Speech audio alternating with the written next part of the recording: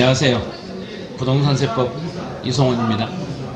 여러분들 이번 30배 시험은 좀 상당히 세법에서 난이도가 있게 출제가 됐는데 저도 이 문제를 보면서 아주 깜짝 놀랐거든요. 그래서 문제를 접하신 분들이 세법에서 시간 제약에 아마 걸렸을 것 같고 문제 전체에 이제 우리 세법이 16문제가 나오는데 이 16문제가 모든 문제가 종합문제 형태고 모든 문제를 전체 흐름 분석 문제로 출제했기 때문에 한 문제 한 문제를 푸시면서 생각을 깊게 하셔야지 생각이 약간만 짧았다 가면 이 문제를 풀기는 아주 어려웠을 거고 또 기본서를 여러 번 반복하신 분들은 쉽게 문제를 접하는데 기본서를 많이 접하지 않고 요약 형태로 단답형 형태로 문제를 풀었던 분들 그다음에 문제만 몇 개 문제만 풀고 시험장에 가신 분들은 많이 어려웠고 세법이 진짜로 많이 까다롭기 때문에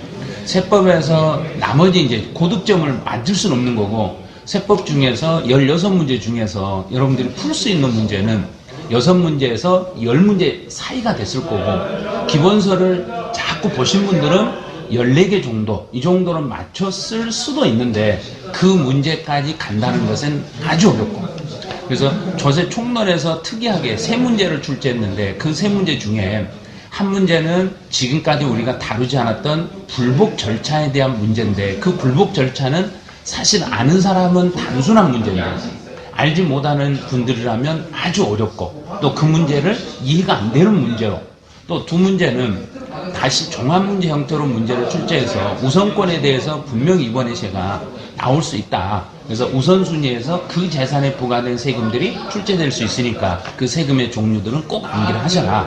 이런 유로 설명을 해드렸는데 암기하신 분들은 맞췄을 거고 그렇지 않으신 분들은 아마 문제 풀기가 어려웠을 겁니다.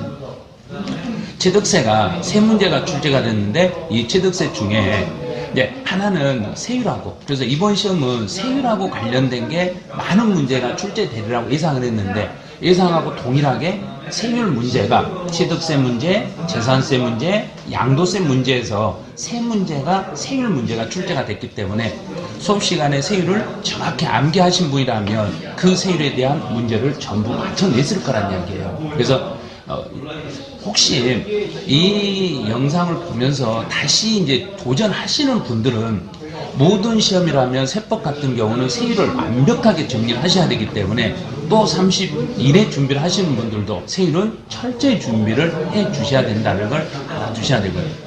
그다음에 이제 그 재산세에서도 3문제가 출제됐는데 이 재산세 중에서 하나는 세율하고 관련된 초과 누진세를 물어보는 그런 문제를 출제했고 또 한 문제는 비과세 문제를 출제했는데 비과세는 공부를 잘 안 하신 분들이라면 이 비과세를 찾는데 많이 어려웠을 거라는 얘기예요. 그래서 재산세 문제도 전체적인 흐름 위주로 문제가 출제가 되기 때문에 그 재산세도 요약 형태보다는 기본서를 한 번 정도 이렇게 쭉 보는 방향으로 이렇게 출제가 되고 있으니까 그런 형태로 준비를 해주시면 아마 점수는 얻을 수 있을 거고요. 그다음에 종합부동산세에서는 한 문제가 출제되는 거 예상을 했는데 그 한 문제가 개정된 내용을 많이 다룰 거다. 근데 이번 시험에서는 개정된 내용을 많이 다루기는 달았는데 실제로 시험 문제는 과세 대상물에서 답이 나왔다는 이야기예요. 그래서 과세 대상물 중에 분리과세를 찾아야 되는데 그 분리과세를 재산세 과세 구분 문제가 정확하지 않았을 때는 선뜻 답을 찍지 못하는 이런 유형의 문제로 출제했기 때문에 약간 당황했을 수도 있다고 보셔야 돼요. 근데 양도소득세에서는 5문제를 출제했는데 이 5문제 중에서 2개 정도는 풀 수 있는 문제를 출제했지만 나머지 3문제를 거의 기본서를 아예 안 보시는 분들이라면 그 3문제를 못 풀 수 있을 정도로 문제가 출제가 된 거예요. 그래서 농지리 개념을 물어보는 것은 의외로 엄청 까다로운 거예요. 그리고 비사업용 토지에서 제외되는 것은 일반 저희 강의하시는 분들도 사실은 찾기 어려운 아주 고난도의 문제라고 보시면 돼요. 그 다음에 이제 기준시가 개념은 그 기준시가의 개념에서는 수업 시간에 약간 다루기는 달았는데 그 부분을 집중해서 듣지 않으셨던 분들이라면 이거를 받아들이기는 어려웠을 거란 이야기예요. 그래서 예를 들어서 분양권 같은 경우는 내가 불입한 금액에다가 거기다 프리미엄까지 포함한 금액으로 가는데 프리미엄을 포함한 금액을 뺐기 때문에 그런 부분을 답으로 찾는다는 것은 수강생 입장에서는 많이 어려웠을 거거든요.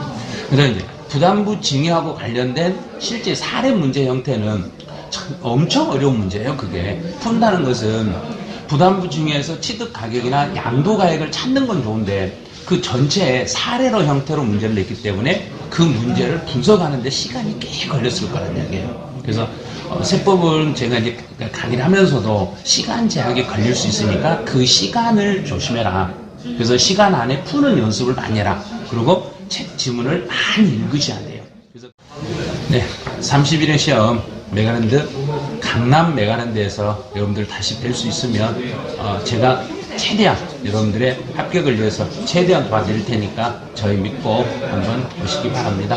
그동안 30회 시험을 준비하신 분들 너무 고생하셨고 너무 힘들게 시험을 보시는데 여러분에게 박수를 한번 쳐드리고 싶습니다.